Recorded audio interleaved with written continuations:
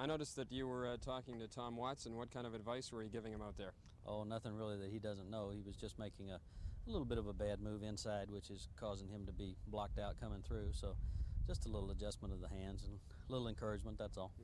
Does it surprise you that Watson was not the top man last year, that he was third? Well, yeah, he had a bad year. He just didn't play well. And obviously when you're not playing well, you're not going to be #1 money winner on this tour. It's too tough. What do you think he did wrong, or did you have much of a chance to watch him? Well, no, I really didn't have a chance to watch him, but I think by his own admittance, he just didn't play well. He didn't strike the ball as well as he knows he can and as well as he has in the past. So with all that in mind, he's such a good putter that if he can get it on the green, then he's got to win.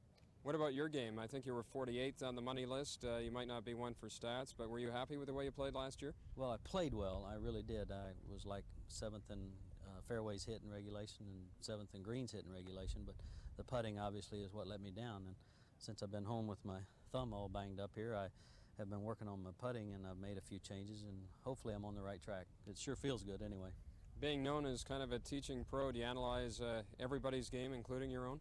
No, not really. I'm willing to work with guys that have a few problems because they help me. You know, I have my problems too. So I think you'll find a lot of guys on the tour that they know each other's game, they know each other's faults. That's the primary thing. Most guys don't really make that many mistakes, but when they make them, there's usually 2 or 3 that they'll make, and they make them again and again. And if they don't see it themselves or feel it themselves right away, a lot of times their good friends can.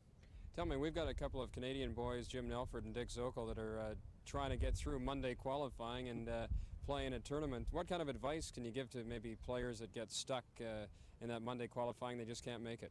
Yeah, well, that's a tough thing. I did that my first year on tour, and it's just a thing that you have to face. You have to be ready, and Monday is not the end of the world, but it is the end of the week if you don't play well. So the important thing is like you learn how to play tournament golf. The important thing is not to get down when you make a couple of bogeys, to stick in there and keep fighting.